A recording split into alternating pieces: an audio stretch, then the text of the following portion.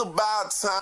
What's going on? Rumor report, rumor report. This is the Rumor Report Talk to him. with Angela Yee on The Breakfast Club. Well, JayZ recently did a very extensive interview with New York Times Style magazine. It's called T. And he talks about a lot of different things, including who he would like to see as president. Here's who he had to say. I find it funny, but my leadership, I like Dave Chappelle's leadership. Go ahead. You know what I'm saying? You're going to vote for Dave Chappelle for president? Because he tells it in humor so you can deal with it, but it's always a nice chunk of truth in there. I must have missed that part. I saw the part when they asked him about who does he consider a good black leader, and he said Dave Chappelle. I didn't know they asked him about Dave running for president. I didn't hear that part. Well, I don't think that he expects him to really run for president, but he said he could see him. All right, now he also talked about a lot of different things. Now, according to this writer, he was really just interested in JayZ making that transition from being a kid from Marcy Projects to now having this $88 million mansion, more than a lot of other things in his life. And of course, his relationships with people. In particular, what's up with him and Kanye? As you can see, they've had this falling out, but he always still seems like, you know, him and Kanye have that unbreakable bond somehow. Here's what he had to say about Kanye. I hate Kanye the other day, just tell him, like, he's my brother. I love Kanye. I do. It's a complicated relationship with us. We're gonna always be good. Mm-hmm. You know, even if we don't. There's tension now, right? Yeah. But that happens. In a long relationship, you know, hopefully when we're 89, we look at this 6 months or whatever time, and we laugh at that. There's certain things that happen that it's not really acceptable to me. And we just need to speak about it. And it's just like, however the relationship evolves, but there's genuine love there. Okay.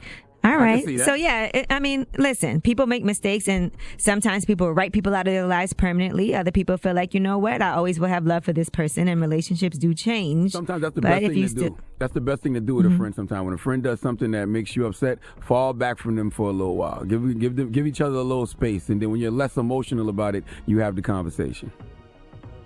All right. He also talked about, remember, there was this rumored joint album with him and Beyonce, and he discusses that because they really were working on it, and that's how Lemonade came about. Check it out. It actually started out, we were working on material together, and it became Lemonade. It just felt like she should go first, and she should share her truths with the world. We were using our art almost like a therapy session, and we started making music together, and then the music she was making at that time was further along. So her album came out as opposed to the joint album that we were working on. We still have a lot of that music. And this is what it became. There was never a point where it was like, I'm making this album. I was there. Right. I was right there the entire time. And what was her reaction to your work, and what was your reaction to hers? They must have caused pain for each of you, right? Of course. Listen, man, there's nothing more entertaining than watching JayZ perform 444 at his concert. Because before he performed it, he says, this is the most painful song that I ever had to perform, and it really looks like it. That is part of the apology plan, okay? And that's fine. You know, you gotta keep apologizing. I thought it was nice and interesting how he talked about the two of them working together on their music was actually really therapeutic for them. And he does address those infidelity issues, which I'm sure we all speculated and kind of knew about. Here's what he had to say. A lot of conversations. And really proud of the music she made, and she was really proud of the art I released. And, you know, at the end of the day, we really have a healthy respect for one another's craft. Right. You know, most people walk away, and like divorce rate is like 50% or something, because most people can't see themselves. The hardest thing is seeing pain on someone's face that you caused and then have to deal with yourself. So most people don't want to do that. You don't want to look inside yourself, and so you walk away. Oh my God. Listen, I'm telling you, at the concert, when he performed 444, every dude in there was hugging on their girl and apologizing. And for no reason. I ain't confessing no more sins. I'm good, okay? Right? And, you know, some guys will say that cheating doesn't mean that they don't love you. Men just do that because it's... But What does mean that is that if you, let me say something. If you're causing somebody pain and you know you're continually causing them pain over and over again, then that means you don't love somebody if you keep on doing that to them. So you might think it's just a physical act, but the fact that you're hurting someone, that's what's really the problem. That's not true either. Once you realize that you're hurting that person or you know that you're causing this person pain and you continue to do it, then you know that your love is questionable. But once you realize that's why I said continually over and over again. Yeah, but once you realize you've made a mistake and you hurt them that one time and you don't make that mistake anymore, the best apology is change behavior. Always. Period. Right. So that's why I'm saying when you're constantly cheating and doing it over and over again and seeing that you're hurting someone, then that means that you don't care. Or you don't care enough. All right, now JayZ also... You should try harder and not get caught.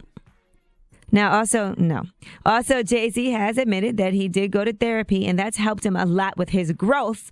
He, went to speak to a professional about his mental health, and here's what he had to say about his realizations in therapy. I grew so much from the experience. But I think the most important thing I got is that everything is connected. Mm-hmm. Every emotion is connected, and it comes from somewhere. And being aware of it in everyday life puts you at such an advantage. There was a lot of fights in our neighborhood that started with, why are you looking at me? You looking at me? And then you realize you're in a space where you're hurting and you think I see you, so you don't want me to look at you. So you put on this shell of this tough person that's really willing to fight me and possibly kill me because I looked at you. Knowing that and understanding that changes life completely. Therapy All right, so you guys should check out the whole entire interview when you get a chance. It's 35 minutes long. It was good. Yeah. All right, I'm Angela Yee, and that is your Rumor Report.